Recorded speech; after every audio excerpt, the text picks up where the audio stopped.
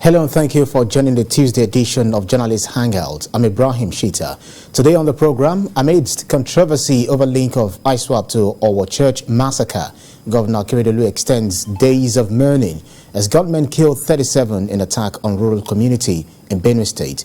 And later on the show, Yaga Africa says politicians are hiring cultists and inducing voters to disrupt Osun governorship election as APC holds mega rally in Ekiti State. I'll be hanging out with Babajide Konlade Otutoju and Sam Ibemere. Journalist Hangout starts now.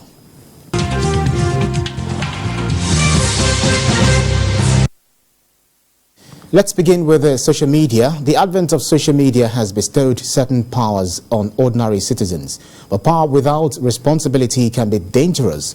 With the aim of endangering accountability by online media platforms, the federal government, through the National Information Technology Development Agency, NITDA, has issued a code of practice and conditions for interactive computer service and internet intermediaries platforms such as Twitter, Facebook, WhatsApp, Instagram, Google, and TikTok to operate in the country. According to the head of corporate affairs and external relationship at NITDA, Hadiza Omar, the code of practice will protect fundamental human rights of citizens and promote sustainable digital economy in the country.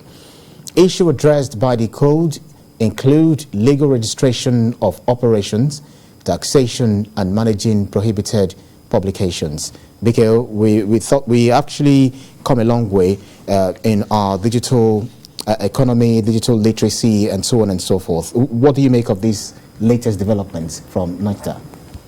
Well, I know that this is something that government had been planning to do, especially in the wake of our disagreement, quote, with Twitter. Government is trying to, as you can see, they talked about taxation. You know, it's one of the things that they didn't take seriously, things that they ignored. They've used the opportunity of the quarrel with Twitter to now bring such things on board now. So I know that they see an opportunity to make money off these social media platforms by getting them to register in our country, have representatives here, have someone at least that sits at the top of the operations in our country, and then ensure that they pay taxation and conform with our laws. We do not have sufficient details. We do not know the extent to which it affects the ordinary man who uses these platforms. But as we have seen, it is actually targeted more at the social media platforms. If some of what the government is asking for does not, some of those or the things they're asking for do not meet their expectations, do not conform with their own code of practice, I know that they are going to protest, they are going to push back. But at this stage, we don't know fully what government intends to do. We don't have all the details. The government is saying that we spoke with some civil society organizations. We need to know those NGOs, you know, because at a time like this, everyone is careful to not have a situation in which we now face some form of gagging, especially in an electoral season. Nobody wants to see that happen. But we know too that nothing should be cut loose. If we say, okay, there's freedom of press, such freedom must not in any way endanger the lives, the exercise of such freedom must not in any way endanger the lives of Nigerians. Where you attempt to do that using the social media platform, the government reserves the right to step in and say, look, you've gone beyond the boundary of decency and what is right. The internet, as I've said before, has put power in every hand, but it has not put a sense of responsibility on every hand. Yeah. So some people simply malign other people, destroy people's integrity just because social media gives them that license. Yeah. People who are not fit to lace your boots, they come on social media just to abuse you, call you all kinds of names. And increasingly, Nigerians can't even stand healthy arguments. No. That's why a lot of people simply stay away from social media. Yeah. Healthy argument, they are not prepared. They just start abusing you. Right. So I'm not a fan of regulation, regulation to the point that people's rights can then be abridged. Yeah. But I also do not believe that everything should be cut loose and that people have the freedom to do what they like. They have to behave within the confines of our laws. Right. Sam, well, Section 39 of the 1999 Constitution actually guarantee the freedom of, information, being able to hold, impart, information on other people without any kind of interference whatsoever.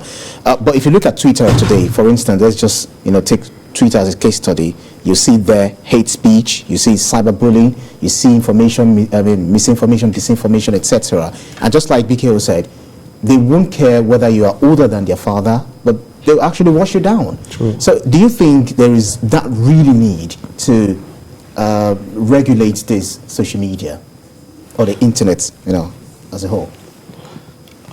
Okay, I'd like to start by saying that Nigeria is a sovereign entity, and we do have every right as a country to ensure that we have semblance of order in the way society is governed. Yes, the Constitution guarantees the rights, all manner of rights indeed, which association, freedom of speech is part of. But again, it also limits you. We've talked about responsibility here. I mean, you just don't have access to power. There's a responsibility on the part of those involved to ensure that their rights, stop where those of others, begin. I think it's important, to acknowledge that. So, but having said that, what you find on social media these days is a lot of abuse. And no society operates in a milieu of anarchy. If you do that, then you're just basically surrendering to those who don't want order.